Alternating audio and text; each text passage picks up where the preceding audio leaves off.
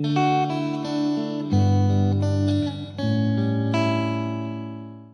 सारा भाग तुम्हें दे दूंगा, तुम्हारा वो देश, तुम्हें वो देश दे दूंगा। वो कौन कह रहा है? जो मालिक है वही तो बोल सकता है बात कि उनका देश तुम्हें दे दूंगा। वही तो है ना, कोई प्रभुता कर रहा है ना सारी चीजों पर। किसी और किसी को कैसे दे सकते हैं? सुन रहे हैं आप? किसी और की चीज किसी और को आप कैसे दे सकते हैं? वही दे सकता है जिसकी हुकूमत है। सुन रहे हैं आप? जी आगे बढ़ेंगे। तेरे जीवन भर कोई तेरे सामने ठहर ना तेरे जीवन भर कोई तेरे सामने ठहर ना सकेगा। ये कौन प्रॉमिस कर रहा है? हाँ, ये मनुष्य का प्रॉमिस नहीं है। मनुष्य का प्रॉमिस नहीं है। अगर आप इजराइल देश की हिस्ट्री सुनेंगे तो इजराइल देश के सामने कोई भी देश टिक नहीं सकता आज भी, जबकि वो सबसे छोटा देश है। सुन रहे हैं आप? हमारी दिल्ली से भी छोटा है वो देश, लेकिन पावर में वो किसी से कम नहीं है। 6 दिन के अंदर उसने 12 देशों को हराया था। कितने देशों को? 12 देशों को। क्यों हरा दिया? क्योंकि ये प्रॉमिस उनके साथ था। सुन रहे हैं क्या कहा प्रभु ने यहां पर? ये कब बोला है मालूम है? ये आज से तकरीबन 3000-4000 साल पहले बात बोली है। सुन रहे हैं आप? 4000 साल पहले किए हुए वादे जो जोशुआ से प्रभु ने किए वो आज तक निभा रहा है। सुन रहे हैं आप? आज तक, समझ रहे हैं आप? आज तक निभा रहा है। और अभी ये 1971 की मैं बता रहा हूं आपको कि जब लड़ाई हुई, 12 देशों ने एक साथ हमला किया इजराइल पर। 6 दिन तक युद्ध चला। अब सोचिए, दिल्ली से छोटे से देश पे 12 देश अगर हमला करेंगे, वो क्या कर सकता है? अब जरा दिमाग लगाइए। कॉमन सेंस है कि वो हार जाएगा। 6 दिन छोड़ो, वो 6 घंटे भी नहीं जीत पाएगा, लड़ पाएगा, है ना? 6 दिन युद्ध चला और 7वें दिन इजराइल जीत गया। ये हिस्ट्री में लिखा हुआ है, आप गूगल पे जाइए पढ़ सकते हैं, आपके स्कूल के अंदर भी है ये। इजराइल जीत गया। संभव है? एक छोटा सा देश जो अभी अभी आजाद हुआ है, वो आजाद कब हुआ था? जब हमारा देश आजाद हुआ था 1947 में। सुन रहे हैं आप? तभी इजराइल भी आजाद हुआ था। और इतना पावरफुल था वो कि उसने 6 दिन युद्ध किया और 12 देशों को हरा दिया। सुन रहे? तो ये किसने किया? जोर से बोलेंगे। परमेश्वर ने किया। प्रभु के बिना नहीं कर सकते हो। उसके वायदे हैं आज भी। सुन रहे हैं आप? अब जो यीशु मसीह पर विश्वास, देखिए इतने हजारों साल के बाद कौन आया? यीशु आया। उससे पहले सारे वायदे सिर्फ किसके साथ थे? इजराइल के साथ थे, परमेश्वर के। लेकिन दुनिया के साथ नहीं थे।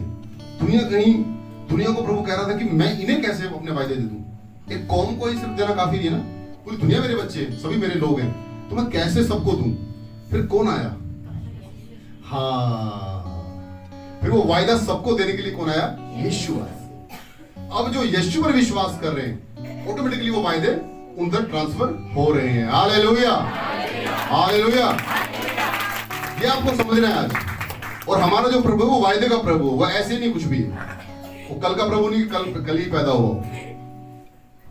जाना हमने कल है, लेकिन वो बहुत समय से है। जी आगे बढ़ेंगे। जैसे मैं मूसा के संग रहा, जैसे मैं मूसा उनसे पहले के लीडर थे इजराइल के, जो मर गए थे। तो प्रभु कह रहे हैं कि जैसे मैं मूसा के साथ था, वैसे ही मैं तेरे संग भी रहूंगा। यानी कि अगर मैं आज हूं, तो अगर कल मैं मर जाऊं, तो मेरे बाद वो आपके साथ भी रहेगा। ऐसा नहीं है कि युग बदल गया तो वो बदल गया। हमारा प्रभु युगों के साथ बदलने वाला नहीं है, वो युगानुयुग एक सा है। जी आगे। और ना तो मैं तुझे धोखा दूंगा, ना तो मैं तुझे धोखा दूंगा, और ना तुझको छोड़ूंगा, और ना ही तुझे छोड़ूंगा। वफादार प्रभु है वो। उसने इजराइलियों को आज तक नहीं छोड़ा। सुन रहे? जोशुआ क्या है? नहीं, जोशुआ मर गया। जोशुआ का बहुत सारे राजा आए, वो भी मर गए, है ना? दाऊद भी चला गया, सब चले गए। एस्तेर भी चली गई, योना भी चला गया, सब मर गए। यीशु भी आया, कहां चला गया? स्वर्ग में चला गया, जीवित। पर वायदे आज भी अटल हैं। वायदे नहीं खत्म हुए, वायदे टूटे नहीं, वो आज भी हैं। आपके आप अपने बच्चों को आज क्या देकर जा रहे हैं, ये समझने वाली बात। वायदे वाला प्रभु दे रहे हैं उन्हें। देखिए सोना चांदी तो सब देते हैं, पैसा धन दौलत सब देते हैं, आप अपने बच्चों को देकर जाएंगे। अगर आपने अपने बच्चों को संस्कार अच्छे नहीं दिए, अच्छा रास्ता नहीं दिया, अच्छा प्रभु नहीं दिया, तो वो बच्चे उस सारी संपत्ति को बेच देंगे और जहां से आपने स्टार्ट किया था वो सीधा उधर ही पहुंच जाएंगे। सुन रहे हैं आप? तो अपने बच्चों की जिम्मेदारी, अपने घर परिवार की जिम्मेदारी किसको दे दे? परमेश्वर को दे दे। प्रभु मैं रहूं ना रहूं कल, जैसे इजराइल का झंडा ऊंचा है, मेरे बच्चों को झंडा ऊंचा रहना चाहिए। हालेलुया। सुन रहे हैं आप? ये किसी के सामने हाथ ना फैलाएं, ये कहीं गुलाम न बन जाए, ये कहीं कर्जे में न चले जाएं, ये बर्बाद ना हो जाए। प्रभु मैं इनकी जिम्मेदारी आपको दे रहा हूं। आज अच्छे माता पिता बच्चों को अच्छी शिक्षा देना चाहते हैं, लेकिन जो लापरवाह माता पिता है उन्हें कोई फर्क नहीं पड़ता। जी आगे। इसलिए हियाव बांधकर, इसलिए क्या बांधकर? हियाव का मतलब क्या होता है? हाँ, इसलिए हिम्मत बांधकर दृढ़ हो जा। दृढ़ हो जा। दृढ़ का मतलब होता है कि पक्का हो जा, मजबूत हो जा। जी। क्योंकि जिस देश के देने की शपथ मैंने इन लोगों के पूर्वजों से खाई थी, जी, उसका अधिकारी तू इन्हें करेगा। जी, जो शपथ मैंने इस सब लोगों के पूर्वजों से खाई थी, मैं तेरे द्वारा वो देश इनको दे दूंगा। इतना हो कि तू हियाव बांधकर और बहुत दृढ़ होकर जो ये व्यवस्था मेरे दास मूसा ने तुझे दी है, जी, उन सब के अनुसार करने में चौकसी करना। हाँ, जो व्यवस्था मैंने तुझे दी है उसको करने में क्या करना? चौकसी करना। देखिए हर एक आशीष के पीछे आज्ञा है ना? आज्ञा जो है वो आज्ञा आपको फॉलो करनी है। आज्ञा क्या है? 10 आज्ञा क्या है? 10 आज्ञाओं में से सबसे पहली आज्ञा कौन सी है? जी हाँ, मुझे छोड़ किसी और को ईश्वर करके ना मानना। सबसे पहली आज्ञा है। सुन रहे आप? पहली आज्ञा है। कौन सी आज्ञा है? मुझे छोड़ किसी और को ईश्वर करके अपने लिए कोई मूर्ति खोदकर मत बना लेना। इस स्वर्ग के परमेश्वर की क्या है हमारे लिए? आज्ञा। क्योंकि वो कह रहा है तुम्हारे आसपास ऐसे लोग होंगे जरूर जो देवी देवताओं मूर्तियों को बनाएंगे, मानेंगे, एक नहीं, चार नहीं, 10 नहीं, 50। सुन रहे आप? पर तू उनके जैसा मत हो जाना, ये प्रभु ने कहा। आज हो रहा है हमारे आसपास, ठीक है? पर यह आज्ञा हमें माननी है। इसीलिए यहाँ कोई मूर्ति नहीं है हमारे चर्च में, यहां तक कि यीशु मसीह की भी कोई मूर्ति नहीं है। प्रभु ने कहा कि मैं मूर्तियों में नहीं रहता, मैं मूर्ति नहीं हूं। जी आगे। और उससे ना तो दाहिने मुड़ना, उससे ना दाएं मुड़ना, ना बाएं मुड़ना। मैं तुझे आशीष दूंगा, तेरे बच्चों को आशीष दूंगा, बढ़ा दूंगा, लेकिन तुझे मेरी आज्ञाओं को मानना है। मैं तेरा दिया जलाऊंगा, मैं तेरे घर का अंधकार दूर करूंगा। हालेलुया।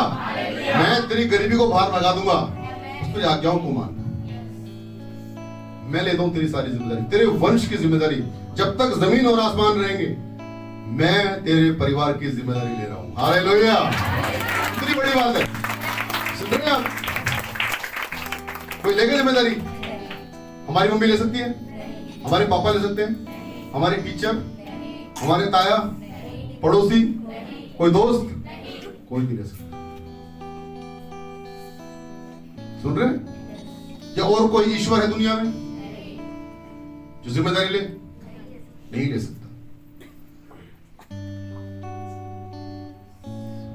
लेकिन यीशु जिम्मेदारी ले रहे हैं,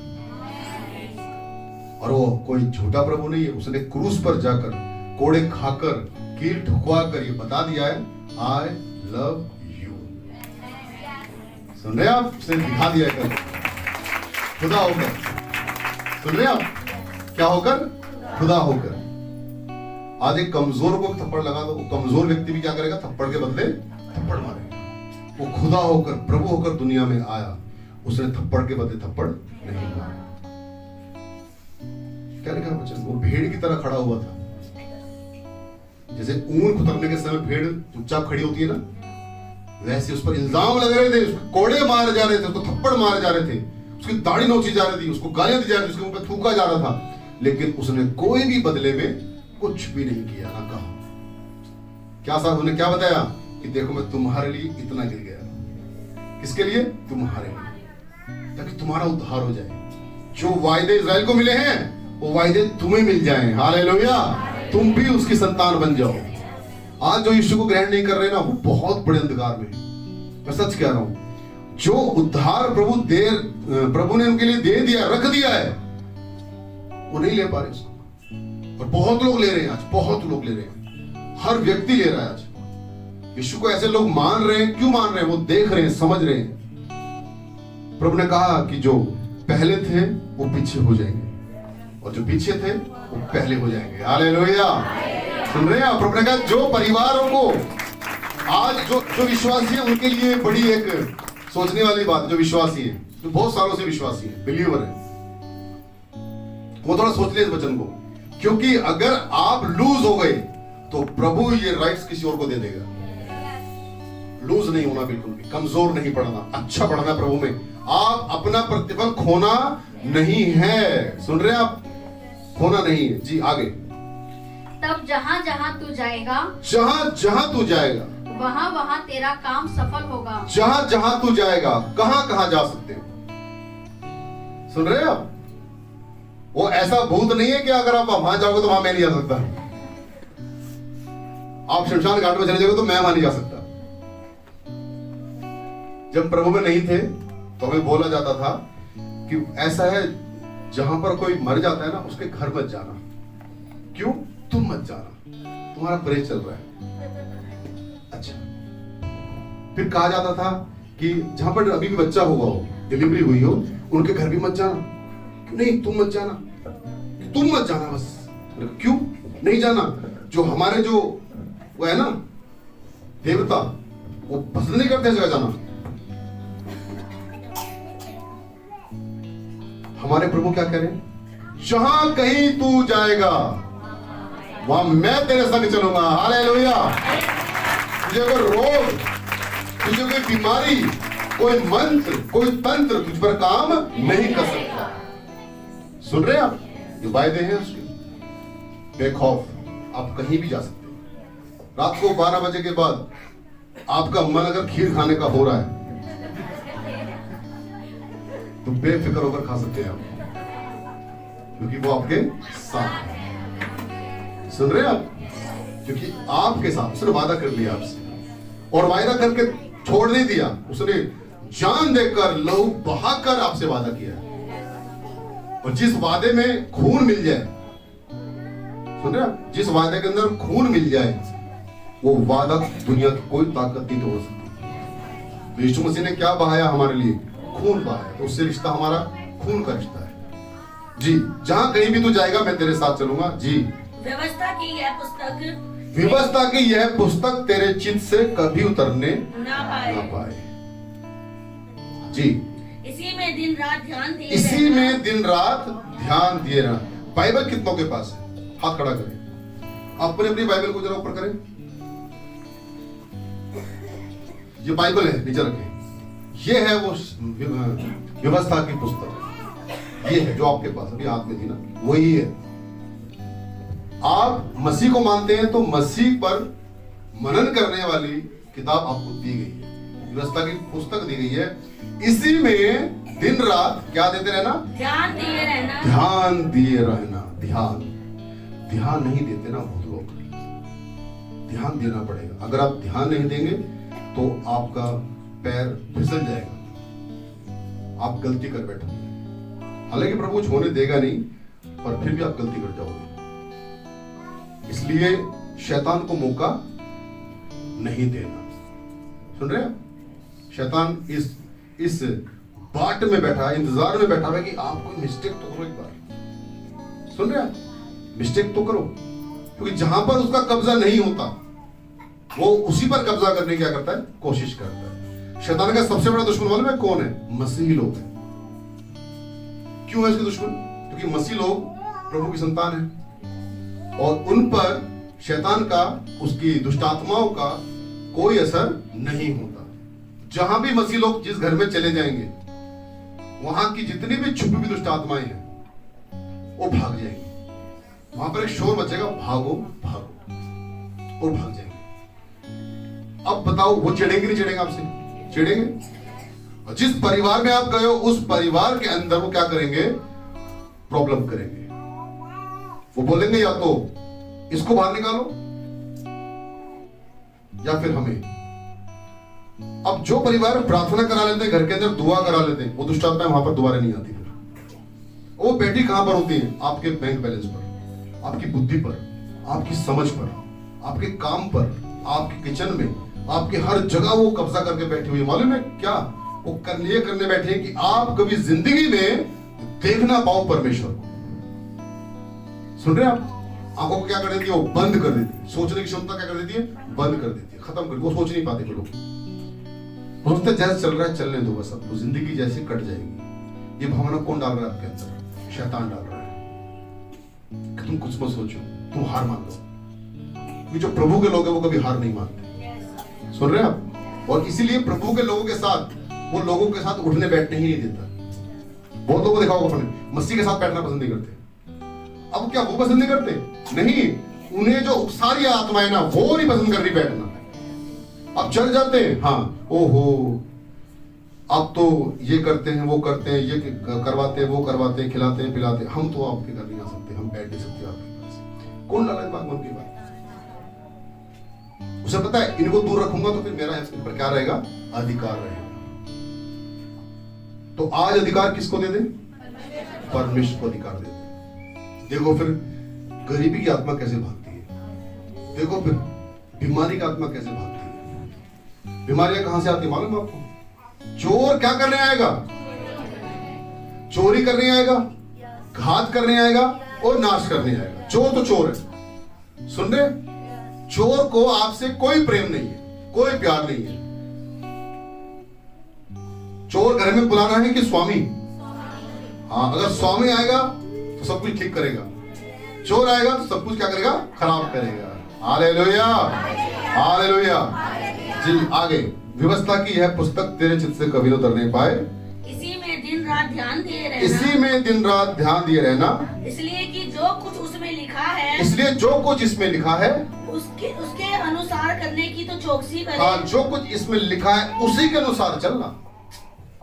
क्या करना? उसी के अनुसार चलना। जिंदगी में कभी दुख नहीं उठाओगे आप।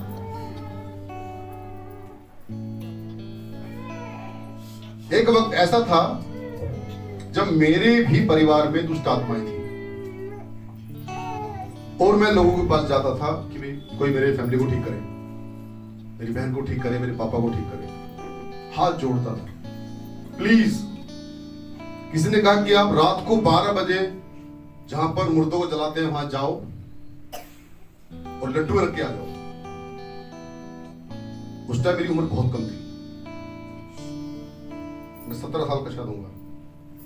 वो रात को लड्डू रखने में गया। मैंने बहुतों को बोला मेरे साथ चलने के लिए, पड़ोसी को, रिश्तेदारों को, सबने मना कर दिया क्योंकि सब डरते हैं। पर मेरी तो फैमिली थी। एक बच्चा रात को 12 बजे शमशान के अंदर जाकर लड्डू रख कर आएगा, कैसा लगेगा उसको? मैं रख के आया, एक बार नहीं कई बार।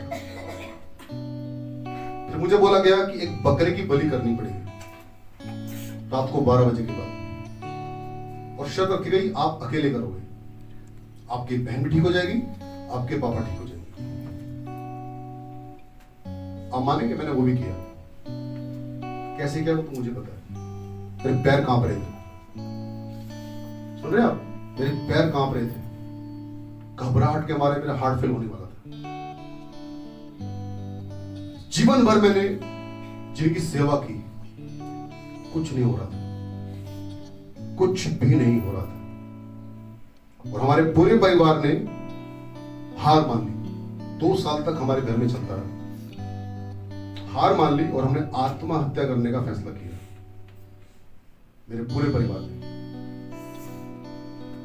और जहर लाकर किचन में रखा हमारी मम्मी ने और बोला हम खाने में डाल देंगे इसको, हम सब खा लेंगे, क्योंकि हम ठीक नहीं हो रहे। हमारा साथ सबने छोड़ दिया, हर व्यक्ति ने हमारा साथ छोड़ दिया था और हम मानसिक रूप से बहुत तंग आ चुके थे। आप सुन रहे? ये बातें वही समझेगा जिसके ऊपर ये बातें बीती। और ऐसी परिस्थिति हो गई थी कि मैंने अपने घर को देखना छोड़ दिया था कि मेरे घर में हो क्या रहा है, क्योंकि मैं 2 साल तक बहन पापा, पापा बहन, बहन पापा, बस। कभी लेकर जा रहा हूँ, कभी लेकर आ रहा हूँ। 7-7 8-8 दिन तक मैं कहीं कहीं लेकर रहता था उनको, मंदिर में, कहीं भी, किसी बाबा के पास। खाने का पता नहीं, पीने का पता नहीं, कुछ नहीं मालूम। जो जैसा कहता वैसा, जो जैसा कहता वैसा, जो जैसे बोलता वैसे करता था।